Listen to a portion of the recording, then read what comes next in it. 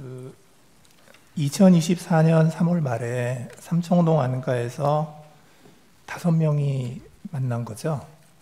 그렇습니다. 이제 대통령, 그다음에 국정원장인 증인, 국방부 장관인 신원식, 그리고 당시 경호처장인 김용현, 방첩사령관 여인영, 그렇게 만났죠. 그렇습니다. 근데 거기에 방첩사령관 여인영이 왜 들어갑니까? 누가 불렀어요?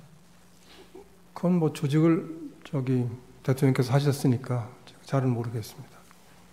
그 증인은 대통령 연락을 받고 참석을 한 건가요?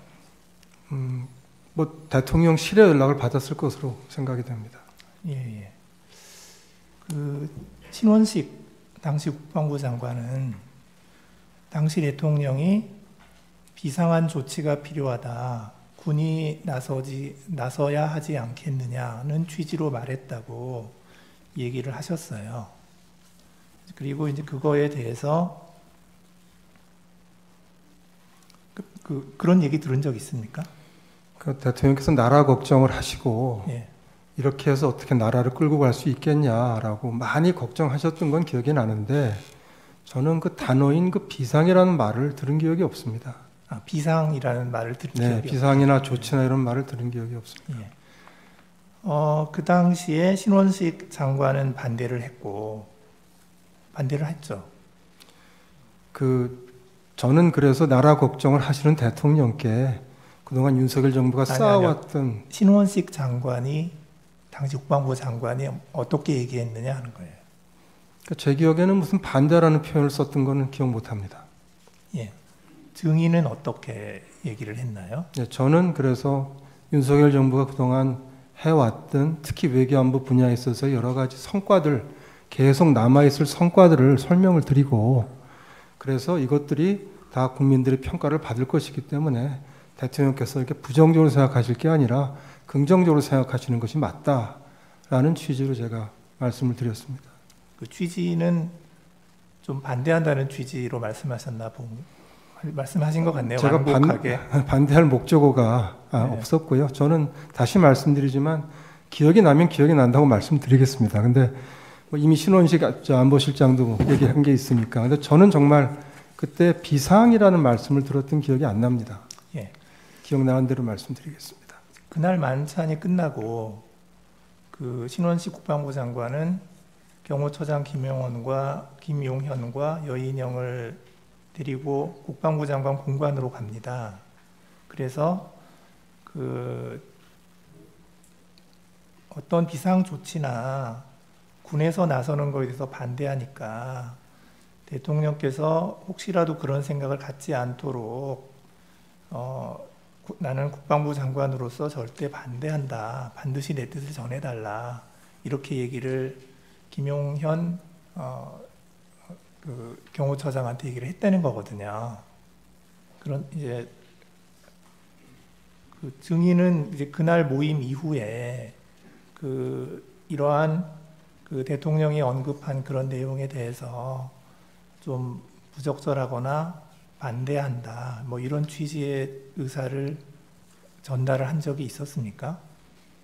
그 3월 하순인데 그 모임 이후에는 뭐 그런 모임이 다시 없었고 그 다음에 김용현 신원식 국방장관이 그 후속 모임 저녁을 가진 것도 사실은 비상계엄 이후에 저는 알게 됐고 계속 몰랐고 저한테 다시 무슨 비상조치라든지 비상계엄이라든지 하는 말씀을 대통령이 하신 적이 없습니다. 그러니까 사실 반대를 할 이유도 없었고 그렇습니다. 예. 그 증인은 국정원장이시니까 매주 대통령께 보고를 하나요? 그렇습니다. 거의 뭐 빠짐없이 매주에 한 번씩 합니다. 그 보고를 할 때 혹시 그런 이야기가 오간 적이 없었습니까? 비상조치나 비상계엄에 대한 얘기가 오간 적 없었습니다. 예.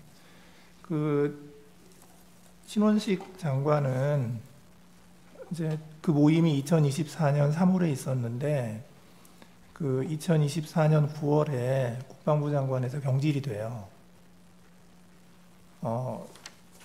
그런데 이제 증인은 그 당시에 하여튼 뭐 반대하는 취지로 말씀하셨음에도 불구하고 계속해서 국정원장으로 계셨던 거죠. 예.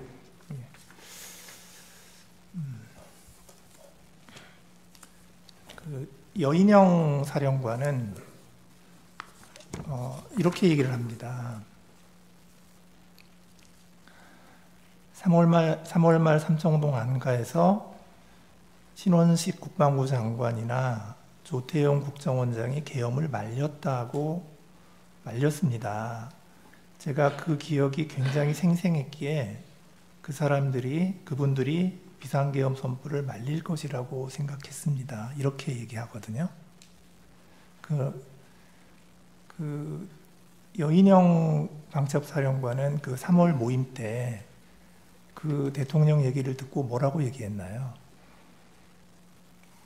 특별히 뭐 기억나지 않습니다. 여인영 사령관은 어떤 방첩사를 이제 원복시켜서 좀 제대로 기능하게 하는 것이 임무이기 때문에 그런 차원에서 이제 말씀들 했던 것 같고, 그 외에는 제가 특별히 기억나지 않습니다. 예. 이제 그 12월 3일 날 이제 대통령실 연락을 받고 그 대통령실에 이제 갔을 때 이제 그 가는 경위부터 좀 제가 여쭤볼게요. 그 12월 3일 20시에 대통령으로부터 직접 전화를 받았다는 거죠. 그렇습니다. 그때 대통령이 어디세요라고 하니까 증인은 여기 있습니다 이렇게 말씀하셨던 거고, 네. 대통령이 미국 안 가셨어요? 라고 하니까 증인이 내일 떠납니다. 방금 미국 대사와 송별 만찬했습니다. 이렇게 대답한 적이 있나요? 네, 제 기억은 그렇습니다. 예. 그리고 나서 대통령이 알겠습니다 하고 전화를 끊었죠. 예. 들어오라는 얘기 안 했고. 없었습니다. 예. 그런데 이제 20시 5분에 대통령실 부속실장 강희구 이분이 증인에게 전화를 했죠. 예, 그렇게 기억합니다. 전화를 해서 어디 계십니까? 하니까 증인이 내곡동입니다. 이렇게 대답을 했고요. 네. 그러니까 강희구 부속실장이 지금 들어오세요. 이렇게 얘기를 해서 증인은 대통령실로 출발을 한 거고요. 그렇습니다. 예. 근데 조금 이상한 거는 그날 그 한덕수 총리의 경우를 보면 8시 20시경에 대통령이 직접 전화를 해서 대통령실로 좀 왔으면 좋겠습니다. 누구에게도 말을 안 했으면 좋겠습니다. 이렇게 해서 왔다는 거거든요. 이게 한덕수 총리가 그 연락을 받았다는 내용이고요. 조태열 외교부 장관은 뭐라고 얘기하냐면 7시 54분에 대통령이 전화를 해서 지금 어디 계십니까? 라고 하니까 집입니다. 라고 하니까 지금 용산 집무실로 바로 올 수 있습니까? 차표는 됩니까? 이렇게 해서 바로 출발했다는 거거든요. 그리고 그날 또 그 통일부 장관 김영호 장관도 대통령으로부터 전화를 받았어요. 받았는데 이 전화 받은 게 조금 다릅니다. 저녁 약속이 있어서 식사를 마치고 휴대폰을 보니까 부재중 전화가 여러 번 와 있었는데 보니까 대통령실에서 여러 번 전화를 했더라. 그리고 이제 그랬는데 대통령께서 바로 그때 전화를 해가지고 대통령이 바로 용산으로 가능한 한 빨리 들어와라. 이렇게 얘기를 하니까 그 김영호 장관이 어디로 가면 됩니까? 하고 물었더니 대통령이 수행실장에게 물어보고 들어오세요 라고 얘기했다는 거예요. 그러니까 이 김영호 장관은 아마 그 부속실에서 먼저 전화를 여러 번 했는데 이제 연락이 안 되니까 대통령이 전화 안 받는다고 그러니까 대통령이 바로 전화를 했던 것 같아요. 그다음에 이제 이상민 행안부 장관은 연락을 어떻게 받았냐면 6시 11분경에 김용현 국방부 장관으로부터 전화가 와서 지금 어디냐라고 묻기에 울산에서 김장 행사하고 회의하다가 서울 가는 길이다 라고 대답을 하니까 몇 시쯤 도착하냐 라고 하니까 8시 넘어서 도착한다 라고 하니까 도착하는 대로 바로 용산으로 들어오라 고 얘기를 했고, 말씀을 드렸습니다. 그 증인 대통령실에 들어갔을 때 사무실에 여러 사람이 있었죠.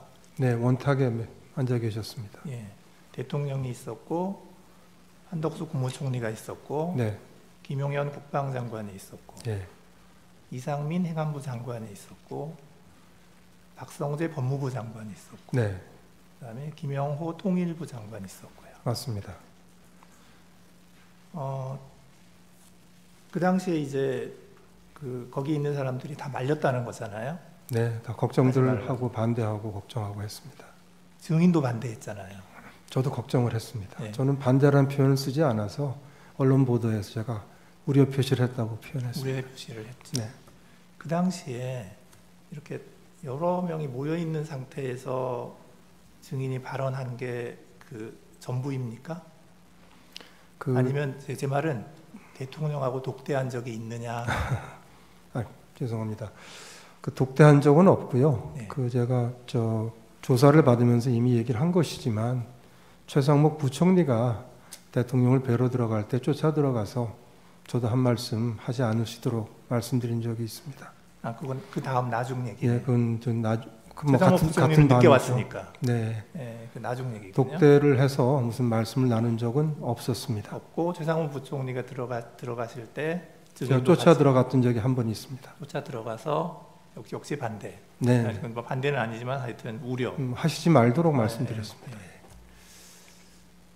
이제 그 다음에 증인은 이제 국무회의 멤버는 아니지만 국무회의 할 때 증인은 어디 계셨어요? 국무회의 멤버가 아닌데. 대접견실에 한 20명 이상 앉을 수 있는 큰 테이블, 장방형 테이블이 있습니다. 거기에 이제 국무위원들이 쭉 다 앉고 저와 비서실장, 안보실장은 제일 끝자리에 가장 떨어진 끝자리에 앉아 있었습니다. 그랬군요.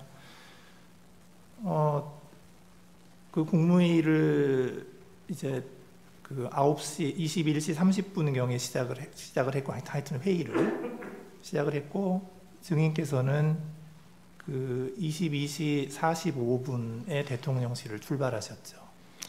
시간은 몇 분 틀릴 수는 있지만 대개 맞습니다. 네, 예, 맞죠, 그렇습니다. 맞죠. 예. 그런데 이제 대통령실에서 출발해서 이제 국정원으로 차를 타고 가고 있는데 대통령이 전화를 했어요, 증인에게. 그죠? 증인이 맞습니다. 전화 받았잖아요. 예. 근데 그때 대통령께서 원장님 참 미국 출장은 어떻게 하시기로 했어요? 라고 물었죠. 네, 그렇습니다. 예. 그래서 증인이 이런 상황에서 미국을 어떻게 가겠습니까? 라고 대답을 했고, 대답하셨죠. 그렇게. 예. 그러니까 대통령께서 그렇지요. 지금 가기는 어렵겠지요. 라고 하고 전화를 끊었죠. 예. 근데 그 통화를 한 게 지금 통화 기록상으로 보면 22시 55분에서 57분이거든요. 그런데 지금 또 통화 기록을 보면 대통령께서 홍장원 1차장에게 전화를 한 게 22시 53분이에요. 그런데 그 통화 시간이 1분 24초입니다. 꽤 길게 했어요. 그리고 지금 홍장원 차장의 진술에 의하면 그 전화 때 대통령께서 첫 말씀이 봤지? 비상계엄 발표하는 거.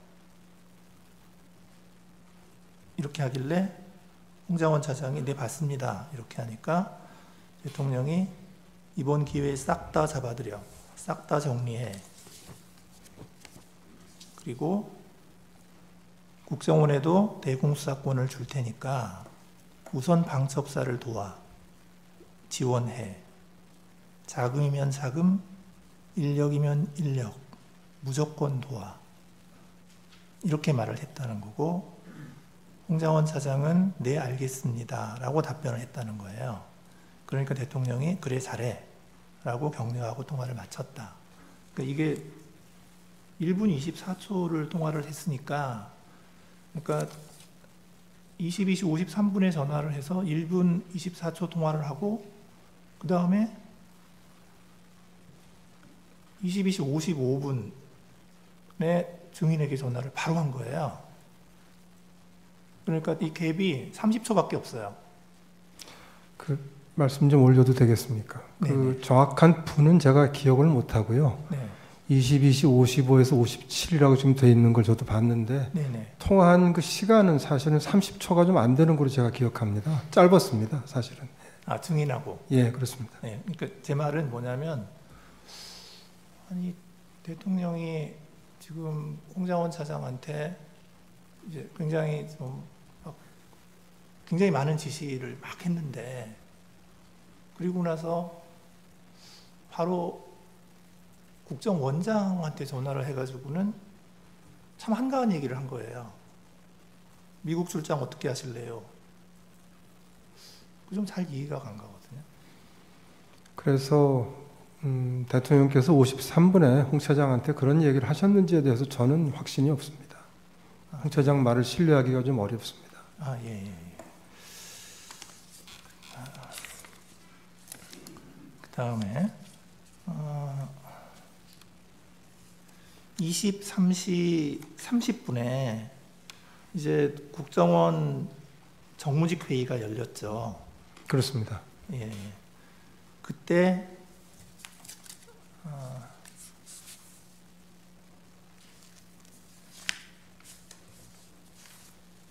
잠깐만요.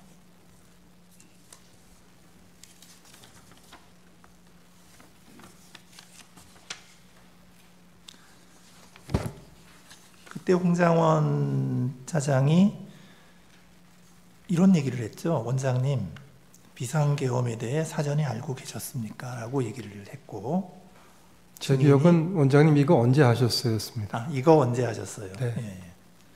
그러니까 증인이 뭐라고 대답했어요? 뭐 그런 걸 물어보냐고 했습니다. 그랬죠. 네. 예. 그때 증인의 기분은 어땠습니까?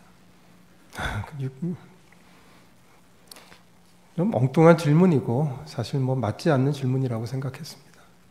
네네. 그래서 이제 쭉 회의를 하고 이제 하여튼 좀 여러 가지 이제 업무에 관한 얘기를 하고 회의를 마쳤죠. 예. 회의가 끝났는데 이제 홍장원 차장이 쫓아왔죠. 뒤로 네, 따라왔죠. 몇 분 있다가 다시 왔습니다. 예. 그때 그 홍장원 차장은 이렇게 얘기를 해요.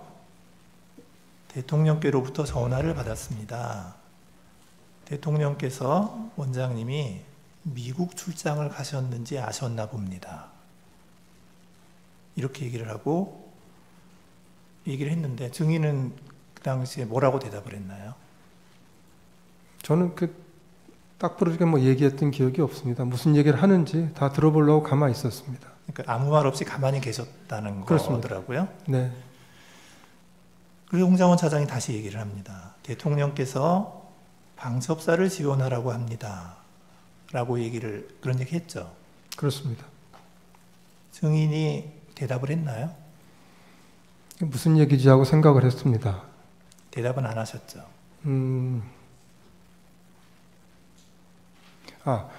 그 다음에 이어서 그 홍장원 차장이 근데 뭐 추가 지침을 주실 게 있느냐고 물어봤고, 그래서 제가 아까 정무직 회의에서 얘기한 대로 각자가 어떤 일을 비상계엄 하에서 국정원이 하게 되었는지를 보고 내일 아침에 논의하자고 하지 않았느냐, 그렇게 합시다라고 답을 합니다.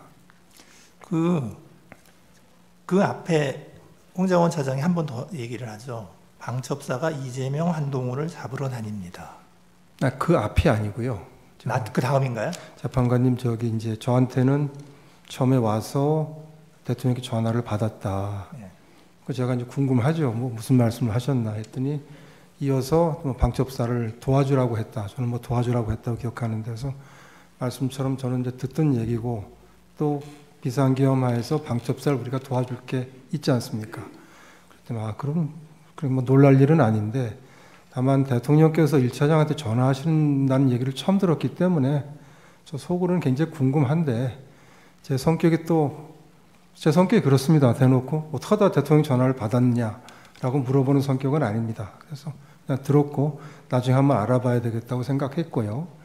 그다음에 그 이제 조금 있다가 이어서 뭐 안색 얘기를 해서 제가 기억을 하는데, 안색을 쭉 살폈는데 뭐 생각이 복잡하시다고 했나, 하여튼 뭐라고 표현을 하면서, 근데 혹시 더 지침을 더 주실 게 있느냐고 라고 얘기해서 제가 아니 뭐 더 줄 거 없고 정무직회 때 얘기했던 거하고 같다라고 뭐 좀 설명을 했겠죠. 설명을 했더니 정말 그때는 좀 뜸을 좀 들인 다음에, 근데 이재명, 한동훈 오늘 밤에 좀 잡으러 다닐지 모르겠습니다, 뭐 이런 취지로 얘기를 해서 지금 또 갑자기 무슨 소리냐라고 저는 생각했습니다. 갑자기 튀어버렸습니다. 비약이 돼가지고. 그래서 이게 뭐 우리하고 상관도 없는 일이고, 그 다음에 두 번째는 그럴 것 같지 않고, 그래서 제가 보면서 그리고 이제 지금같이 엄중한 시기인데 원장하고 차장이 뭐 이런 일이 생길지도 모른다라는 얘기를 하는 게 좀 어울리지 않는다, 맞지 않는다고 생각해서 제가 이렇게 얘기를 했습니다. 아까 얘기한 것처럼 내일 아침 회의 때 다 우리 국정원이 하게 되어 있는 일을 의논을 하는 거로 하자. 뭐 더 할 얘기가 있으면은 그때 가서 하라고 하고 얘기를 했더니 좀 저 얼굴을 보고 있다가 일어나서 나갔습니다. 그겁니다. 그리고 저한테 방첩사가 잡으러 다닌다고 하지 않았습니다. 그냥 잡으러 다닐 것 같습니다. 그런 일이 생길지 모르겠습니다라고 이렇게 얘기를 했고, 그 다음에 뭐 위치 추적이라든지 방첩사령관과의 통화라든지 어떤 명단을 받았다든지 그 명단이 이거라고 보여준다든지 이런 얘기들이 없었습니다. 예, 알겠습니다. 자, 이제 그날 22시 30분에 국정원 정무직 회의를 하기 전에 이제 무슨 일이 있었냐면은, 이게 여인영 방첩사령관이 이렇게 얘기를 해요. 자기가 텔레그램 전화로 22시 30분에, 그러니까 1시간 전이죠. 22시 30분에 조지호 경찰청장에게 전화를 해서 체포 대상자 14명에 대해서 이야기를 하고 위치 추적을 부탁했다. 그 여인영이 그렇게 얘기를 하거든요. 예. 근데 이제 그 연락을 받은 조지호 경찰청장이 이제 뭐라고 얘기를 하냐면, 여인용 사령관한테서 전화가 왔는데 메모를 좀 해달라고 얘기를 했다, 자기한테. 그래서 조지호 경찰청장이 준비되었다라고 하니까 사람 이름을 불렀는데 15명 이름을 불렀다. 가장 먼저 불렀던 것이 이재명, 그리고 우원식, 박찬대, 정청래, 김명수, 권순일이라고 했고, 또 다른 이름을 불렀는데 김동연이라고 해서 경기도지사냐 이렇게 여인영한테 물어봤더니 김동현이다, 이재명 무죄 선고한 판사다, 이렇게 여인영이가 얘기를 했고, 여인영이가 이 사람들을 체포할 건데 위치 파악을 좀 해달라고 해서 이렇게 부탁을 받았다, 이렇게 얘기를 하거든요. 그리고 나서 이제 조지호 청장이 또 뭐라고 얘기를 하냐면, 그 다음에 그 텔레그램 전화가 한 번 더 왔다는 거예요. 그래서 두 번째 통화를 해서 굉장히 급하게 한동훈 추가입니다, 이렇게 얘기를 했다는 거예요. 그 시간이 언제냐면 22시 30분에서 40분 사이입니다. 그런데 이 전화를 받고 조지호 총장이 어떻게 했냐면 협조를 안 해줬어요. 그러니까 바로 거절하지는 않고 협조를 안 해주고 그냥 아무런 조치도 안 하고 가만히 있었다는 거예요. 그게 조지호 청장의 이야기고요. 그런데 이제 그 다음에 이제 홍장원과 여인영이 이제 통화를 한 게 30분 후인 23시 06분입니다. 그때 2분 47초간 통화 기록이 있어요. 이제 그때 오늘 쭉 얘기한 14명 명단 불러주고 위치 추적 협조해달라고 얘기를 했다는 거거든요. 그리고 나서 23시 30분에 정무직 회의가 있었고, 회의 끝나고 증인한테 가서 이제 이재명 한동훈 잡으러 다닐 것 같습니다라고 얘기했다는 거거든요. 그래서 이거를 시간 순서대로 쭉 이렇게 놓고 보면은 지금 이 홍장원 차장이 그렇게 한가하게 증인에게 얘기했을 것 같지가 않아서 증인이 들은 내용이 그냥 정말로 그냥 증인이 이렇게 듣고 나서도 이렇게 그냥 뭐 내일 얘기합시다라고 할 정도로 그 정도로밖에 얘기를 안 했나요? 재판관님, 제가 이 부분을 아주 정확하게 기억하고 말씀을 드립니다. 이 엄정한 법정에서 다른 말씀을 드리면 안 되기 때문에 제가 진실대로 제 기억대로 그대로 말씀드린다는 말씀을 드리고, 한 가지만 더 추가해서 말씀드리면, 말하자면 큰 비밀을 이제 얘기를 했다면 그런 비밀이 하나 생긴 거 아니겠습니까? 그럼 그렇게 큰 비밀이 생겼는데 제가 홍장원 차장을 교체하자고 대통령께 건의드린다는 것이 굉장히 어려웠을 겁니다. 근데 제가 정치적 중립을 이유로 해서 교체 건의를 드렸습니다. 그걸 보시더라도 만일에 홍장원 차장이 저한테 자세히 얘기를 하고 했다면 제가 보기에는 교체 건의하기 상당히 어려웠을 것이다. 그것만 봐도 그건 아니었을 것이다 라고 제가 이렇게 말씀을 좀 드리겠습니다. 예. 김대우라고 방첩사의 단장이 있습니다.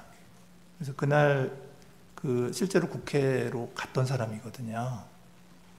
근데 이제 이분은 또 뭐라고 얘기를 하냐면, 여인영 방첩사령관이 이제 말씀하시기를 김용현 국방부 장관님으로부터 명단을 받았다면서 김대우 단장에게 수첩에 받아 적으라고 하였습니다. 그런데 그게 뭐 이재명, 한동훈, 우원식, 김어준, 박찬대, 조국 등의 이름이 기억이 나는데 14명이었습니다. 이렇게 얘기를 했는데, 그래서 이런 것들도 보면은 여인영 방첩사령관 입장에서는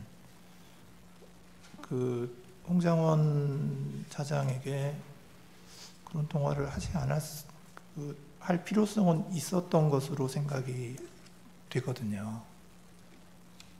근데 하여튼 증인 생각으로는 홍장원 차장이 그렇게 심각하게 얘기한 게 아니다.